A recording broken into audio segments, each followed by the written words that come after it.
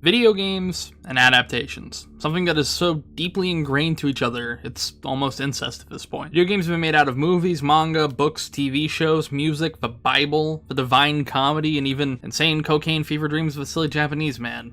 However, video games only usually get adapted into one singular medium, motion pictures, because taking something that's 10, 20 plus hours and cramming it into a 2-hour film is such a great idea, right? Without being a sarcastic asshole, the idea of taking a game that takes 10, 20 hours to finish and cramming it into a 2-hour film means you're going to lose a lot of the little things unless that script is refined to a T. Now, there are a few great video game adaptations. Silent Hill, the first one, Postal, the Castlevania Netflix series, all spring to mind. But for those few good ones, there are a ton of adaptations that just flat out fail. The one that hurts the most to me is Resident Evil Apocalypse. Now, I actually like the first Resident Evil film. It's got problems, sure, but that doesn't mean I can't enjoy it. With scenes like this... Shit. Got it.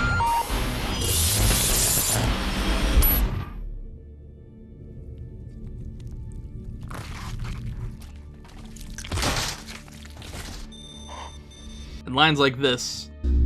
You're all going to die down here.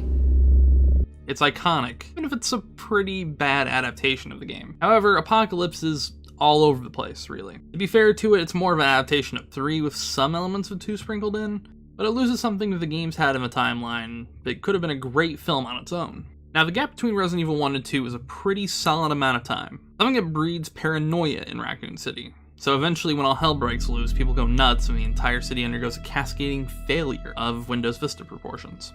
What happened? About 2 months ago, there was this incident involving zombies in a mansion located in the outskirts of this city. Chris and the other STARS members discovered that Umbrella was behind everything. They risked their lives to reveal the truth, but no one believed them.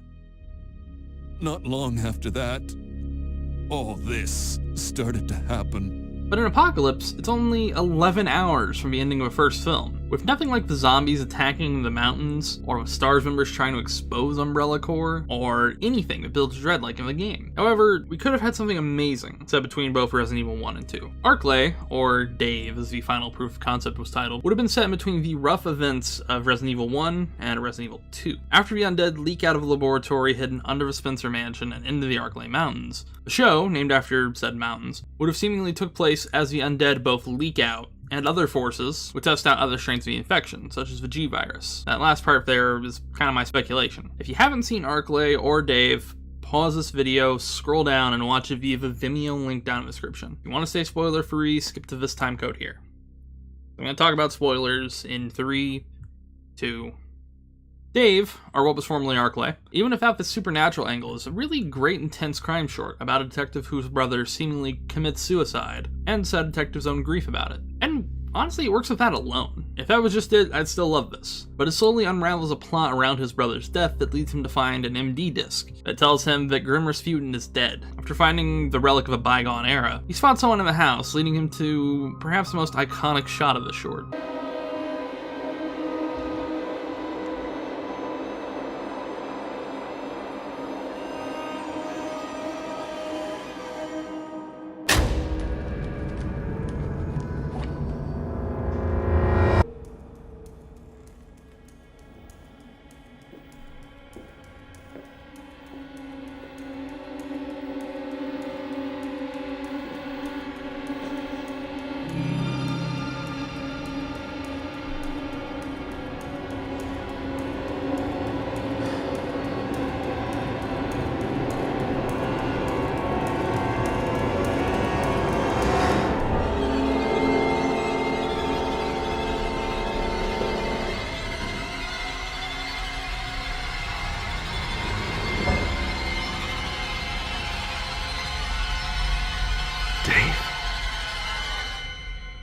Dave is perhaps one of the most inspiring horror shorts in a while, and that's even without tying it necessarily to Resident Evil. It's very well shot, visually intense, makes a great case for Sean Liebert and his crew making more films and more content. What Arklay could have been will always sadden me, since the potential from the concept alone is just massive. But Dave's short just increases that sadness even more, since it's really a masterclass on what to do to make a short, interesting film and an interesting Resident Evil adaptation. Now, Resident Evil films have varied in quality, from being cool with stuff like The Hive, Umbrella Prime, and the third film, if I'm being honest, it's just a remake of Day of the Dead, to being okay with Apocalypse, and god-awful with Afterlife and the final chapter. With the film remake of a Resident Evil series announced, not even 1 year out from the final chapter, and James Wan, the guy behind Aqualad, producing the film series, it could be amazing. If I was Wan and the studio behind it, I would hire Sean Liebert to make Arklay the stepping stone for the film series proper.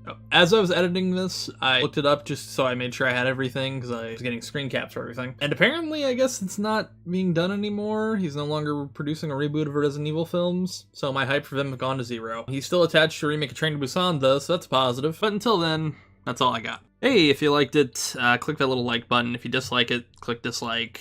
Leave a comment down below. Hit subscribe if you want to. If you do, click that little bell so that way you'll know whenever the hell I put something out next. This has been a relatively interesting video because I've been learning After Effects and Adobe Premiere and all that. So this has taken a lot more work than usual. I was restricted to Sony Vegas for a little while there and it was kind of awful. However, that's going to be it for tonight. Have a good one. I'll see you with another video, maybe about Resident Evil. I got a couple things I want to talk about the series.